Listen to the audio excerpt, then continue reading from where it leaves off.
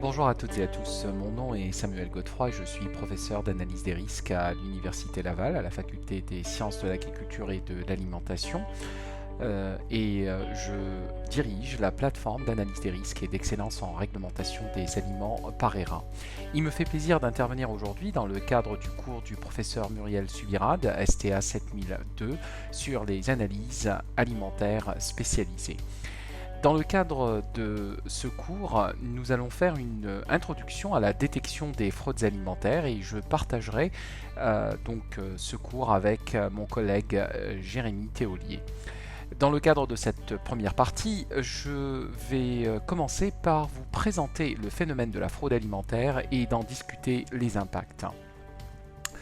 Alors, qu'est-ce que la fraude alimentaire ? Il y a plusieurs tentatives de définition de ce qu'est une fraude alimentaire et l'organisation de normalisation alimentaire, qui est l'organisation du Codex Alimentarius, est en train actuellement de finaliser une définition internationalement reconnue. Cependant, il est possible en fait d'en faire une définition en tenant compte de certains critères. D'abord, la fraude alimentaire est un acte délibéré, donc c'est quelque chose qui n'arrive pas par hasard, ce n'est pas une contamination fortuite si vous voulez des aliments, mais c'est quelque chose qui est voulu par un producteur alimentaire ou un transformateur alimentaire. Normalement, cet acte est fait pour être caché, pour rester non découvert, parce que si on le découvre, finalement le fraudeur n'atteint pas son objectif. Et puis, un des objectifs ou une des manifestations de la fraude alimentaire est que cela donne une fausse représentation des produits alimentaires aux consommateurs. Et en général, ceci est fait pour un gain économique. On ne le fait pas, si vous voulez, pour le plaisir. Ils le font pour un gain économique, sauf que c'est un gain économique de façon illicite, parce que produire des aliments, bien entendu, est un acte commercial. Et en général, on a, dans une production alimentaire à visée commerciale, on a un objectif économique, mais ici, il s'agit d'un objectif économique de manière illicite. Alors, si on se pose la question, quels sont les aliments fraudés ? Alors, je vous dirais que depuis que l'homme a commencé à commercer dans les denrées alimentaires, on a assisté à un phénomène de fraude alimentaire. Donc, essayez de mal représenter, si vous voulez, une prise animale ou le résultat d'une pêche, le résultat d'une chasse, finalement, entre les humains qui ont commencé à s'échanger ou même à faire du troc de certaines denrées. Eh bien, essayer de faire passer quelque chose pour une autre, ça a commencé depuis la nuit des temps. Donc depuis le moment où les aliments ont commencé à devenir une denrée ou une entité commerciale. Mais sauf que si l'on regarde finalement les produits qui font l'objet de la fraude alimentaire, je vous dirais que dès qu'un produit commence à avoir une valeur commerciale importante, ou que cette valeur commerciale a tendance à augmenter pour des raisons quelconques, que ce soit pour des raisons de rareté, des raisons climatiques, de raisons de localisation géographique, voire même des phénomènes de mode, eh bien nous allons voir que ceci peut être accompagné par des phénomènes de fraude. Alors là, il y a une représentation d'un certain nombre de produits qui ont été répertoriés comme parmi les plus fraudés. L'huile, et en particulier l'huile d'olive, est répertoriée parmi les denrées les plus fraudées. Le miel, le sirop d'érable, nous avons vu également beaucoup de cas de fraude liés aux épices. On peut avoir aussi des cas de fraude liés aux viandes, aux poissons, donc une mauvaise représentation ou plutôt une représentation d'une espèce à la place d'une autre. Donc on essaye de substituer une espèce qui a un certain intérêt commercial avec une autre qui est beaucoup plus disponible et donc beaucoup moins coûteuse. Le vin a fait l'objet de fraude alimentaire, les jus de fruits. Et donc je vous dirais même certains fruits et légumes par rapport à des appartenances au terroir. Et je vais vous citer un cas qui a été malheureusement accompagné par un problème de santé publique, qui est le cas du lait qui a subi donc une adultération lors des 20 dernières années.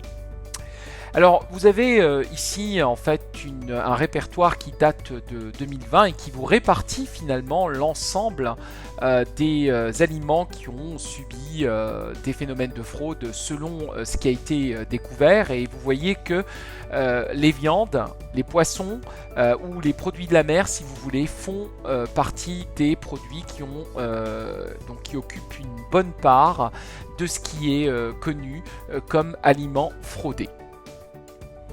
Alors, des cas bien déterminés de fraude ont été répertoriés. Donc, on fraude finalement un aliment en effectuant une dilution. Donc, en prenant un produit, alors on prend le cas du lait par exemple, on essaye de diluer le lait et on introduit par exemple une certaine dose d'eau. Alors, bien entendu, ceux qui font ce genre de fraude, ils vont s'assurer par exemple de faire en sorte, si vous voulez, de substituer cette dilution par autre chose qui permet tout de même de ne pas s'être découvert, de ne pas se faire découvrir. Alors on peut aussi diluer et substituer en même temps. Par exemple, vous prenez de l'huile d'olive qui peut être diluée par de l'huile de canola qui peut être jugée moins chère, ou de l'huile de maïs. On peut également essayer de, si vous voulez, représenter un aliment en essayant d'améliorer son état, alors que finalement c'est un aliment qui a commencé un phénomène de détérioration. On peut également voir des fausses allégations. D'ailleurs, ça ne veut pas dire que vous avez un cas seulement, donc on peut avoir plusieurs cas qui peuvent se faire en même temps. Alors de la contrefaçon, c'est-à-dire que vous pouvez dire qu'un aliment provient par exemple d'une certaine zone. Vous dites, eh bien je vends, je ne sais pas, des bleuets par exemple du lac Saint-Jean, donc un produit du terroir ou un produit qui peut être prisé, alors que vous importez par exemple des bleuets du Mexique et vous voyez finalement un changement d'étiquette pour essayer de représenter ça en contrefaçon, donc comme provenant d'une autre zone géographique qui peut être prisée. Et puis également les aspects de vente hors norme ou du vol sont aussi... alors les ventes hors norme ou le vol, là par exemple ce serait le cas où vous faites, si vous voulez, une fraude sur la pesée. Alors vous vendez un certain produit en indiquant une certaine masse, un certain volume, alors que vous en vendez moins, et finalement ceci encore une fois pour un objectif économique illicite. Et vous avez donc évidemment des statistiques qui ont tenté de recenser, si vous voulez, les différentes options de fraude alimentaire, et vous voyez que l'option de substitution et de dilution tente à être parmi les premières manifestations que l'on voit, en tout cas en termes de prévalence des incidents qui ont été répertoriés dans le cadre de la fraude alimentaire. Alors comment se prémunir de la fraude alimentaire? Alors on essaye d'être autant que possible préventif plutôt que réactif, et il y a une pratique que l'on essaye de répandre dans le cadre de l'application de plans préventifs de ces cas de fraude alimentaire, en faisant ce que l'on appelle une analyse de vulnérabilité. Alors on essaye de faire cette analyse de vulnérabilité de façon systématique. D'abord, pour qu'un producteur alimentaire ou quelqu'un qui s'approvisionne en aliments puisse donc effectuer cette analyse, il doit examiner l'ensemble de ces ingrédients et il doit finalement en connaître les caractéristiques, connaître son fournisseur, connaître la composition, voir en fait s'il y a des allégations particulières, voir aussi s'il y a des conditions particulières d'utilisation.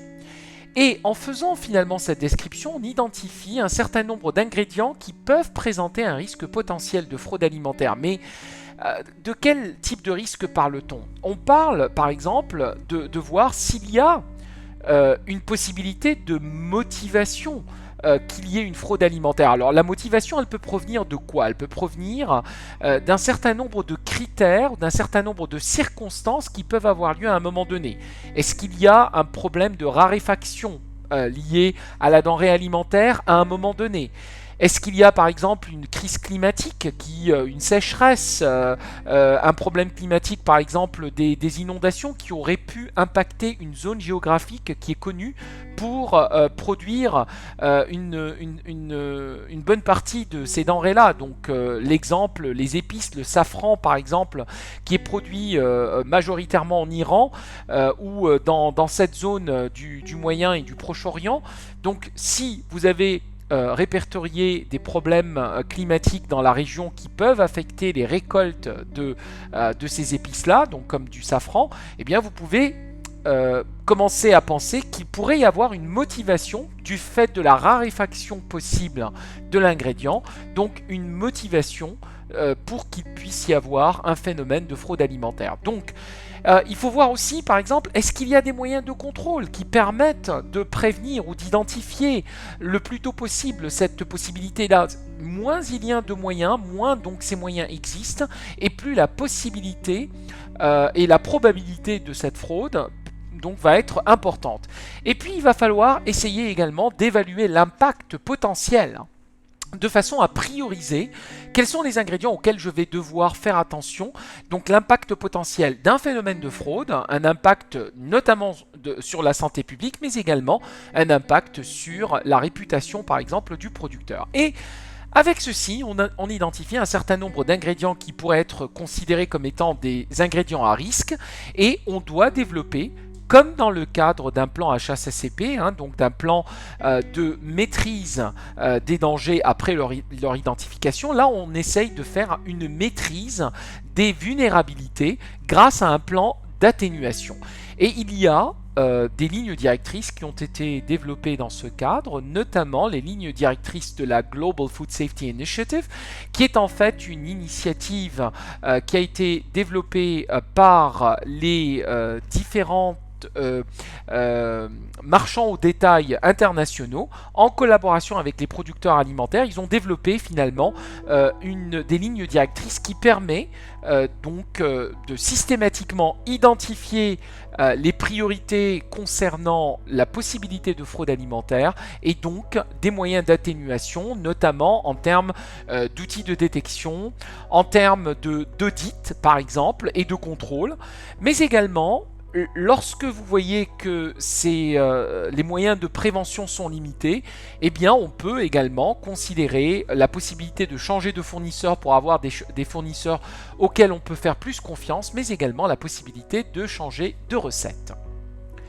Alors lorsque l'on regarde les impacts potentiels de la fraude alimentaire, alors on peut voir en fait des impacts qui peuvent être croissants. On peut voir des situations où la fraude n'a qu'un impact économique et donc on n'a finalement pas d'impact possible sur la santé, mais on a également la possibilité que ces impacts puissent croître pour atteindre notamment donc un impact psychologique, parce que finalement le consommateur va perdre confiance dans les achats qu'il va avoir et donc il va même perdre confiance dans les chaînes de valeur de transformation alimentaire.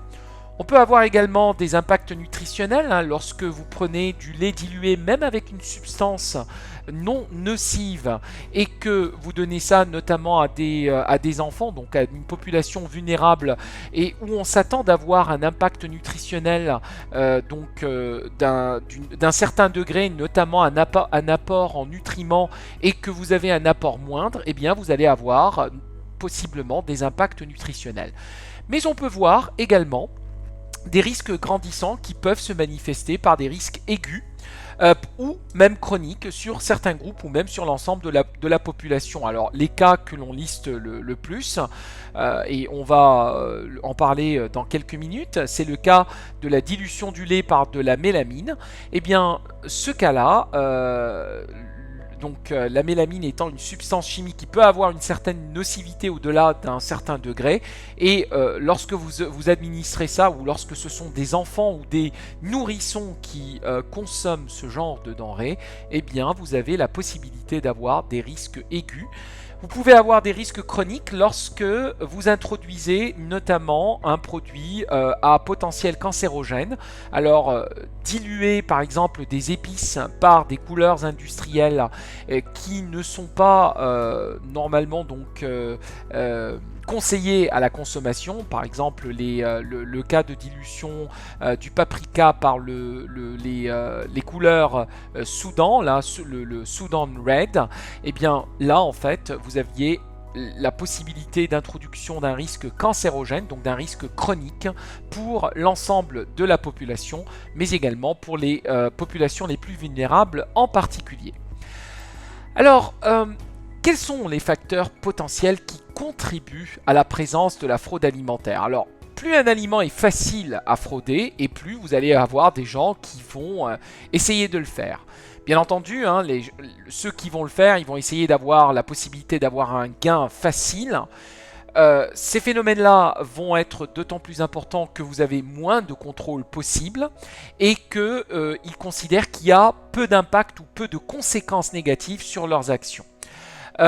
Alors bien entendu, lorsque vous faites ceci dans le cadre des produits transformés, cette détectabilité devient potentiellement moins importante et bien entendu la globalisation du marché, le fait que l'on puisse avoir des denrées de partout dans le monde peut accentuer les cas de fraude alimentaire. Les facteurs économiques qui peuvent conduire à une raréfaction d'une denrée alimentaire, la montée des cours d'une denrée alimentaire ou d'un ingrédient alimentaire va donner certains appétits de gains faciles à certains fraudeurs, donc qui vont potentiellement penser à adultérer ces denrées alimentaires. Alors les facteurs économiques peuvent provenir également de crises financières, de crises politiques, de phénomènes de corruption. Lorsque vous avez aussi des faibles marges sur une production alimentaire, certaines personnes vont vouloir augmenter ces marges parce qu'ils ne peuvent pas réaliser les volumes nécessaires pour pouvoir rentrer dans leurs coûts. Et également, vu que vous avez une demande accrue de produits à bas coût, donc il y a un potentiel de vouloir offrir certains produits prisés à un coût moindre. Bien entendu, la variation des monnaies, la variation des cours des prix des produits vont également contribuer à ce phénomène d'augmentation de la prévalence de la fraude alimentaire. Alors je vous ai dit, le cas qui a été le plus souvent discuté de la fraude alimentaire dans notre siècle, c'est le cas qui s'est manifesté pendant l'année 2008, c'est l'adultération, la contamination du lait à la mélamine. Alors ce cas-là a commencé et a été répertorié en Chine. Alors je vous résume rapidement l'incident. Il s'agit en fait d'un cas de dilution qui a eu lieu dans les zones ou dans les points de collecte de lait où certains fraudeurs ont décidé de diluer le lait par de l'eau, mais pour ne pas se faire attraper, ils ont essayé de substituer finalement la quantité de protéines qui a été finalement diluée par une substance chimique qui, lorsque vous faites l'analyse du lait pour essayer de déterminer son degré protéique, pourrait apparaître comme étant contribuant finalement à la présence d'azote. Ce qu'ils ont fait, c'est qu'ils ont substitué finalement, en diluant le lait, ils ont substitué les protéines en ajoutant de la mélamine. La mélamine est un composé qui est riche en azote, et comme on faisait la mesure, si vous voulez, du contenu protéique en utilisant une méthode Kjeldahl, qui est en fait une méthode qui dose essentiellement l'azote et qui par corrélation établit la quantité de protéines qui peut être présente, eh bien ils ne se sont pas fait détecter rapidement et donc ils pouvaient finalement tromper le moyen de contrôle qualité. Maintenant, le problème, c'est que la substance qu'ils ont ajoutée, qui est la mélamine, est une substance qui, à certains seuils, et notamment au seuil où ils l'ont ajoutée, peut conduire à des effets nocifs sur la santé. Et d'autant plus que le lait est donné en prépondérance aux enfants, voire même aux nourrissons. Et aux nourrissons, parce que finalement, avec le lait, vous faites plusieurs ingrédients alimentaires et notamment de la poudre de lait. La poudre de lait est utilisée pour faire des formules pour nourrissons et c'est de là en fait que la problématique a commencé. Il y a eu des milliers, voire même des centaines de milliers d'hospitalisations, notamment d'enfants. Alors les manifestations de santé ou d'impact nocif sur la santé ont été des problèmes rénaux, la formation de calculs, voire même en fait des affections rénales graves conduisant à la mort des individus. Alors il y a eu d'autres scandales de contamination qui, eux en fait n'ont pas été des scandales qui se sont manifestés en termes de santé publique, mais plutôt en termes d'impact sur, si vous voulez, la confiance des consommateurs.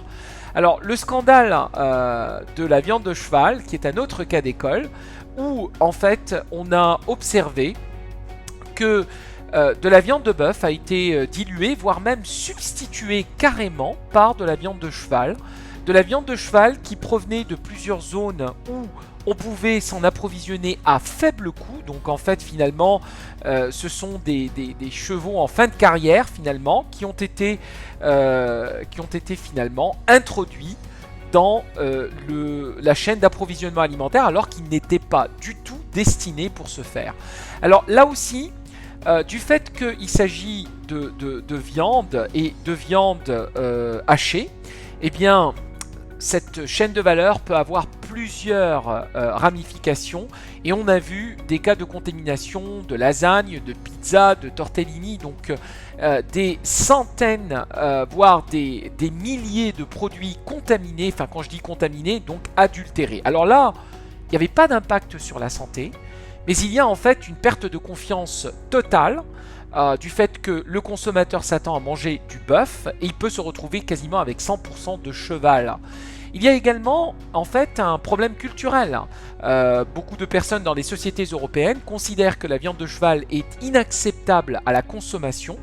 Par conséquent, trouver dans son assiette une viande d'origine animale, d'un animal qu'on ne concevait pas consommer, eh bien, ça peut également affecter psychologiquement, culturellement, les personnes. Alors, ces scandales de fraude alimentaire sont d'autant plus importants, si vous voulez, que aussi il s'agit d'un impact sur un ingrédient qui peut avoir des applications et des utilisations diverses, comme par exemple la poudre de lait, comme par exemple ici de la viande hachée ou encore de la poudre d'œuf. Donc ce sont, si vous voulez, des ingrédients qui sont tellement utilisés dans des produits transformés que l'impact de contamination ou l'impact de cette fraude va être très large en termes d'aliments qui sont vendus au détail.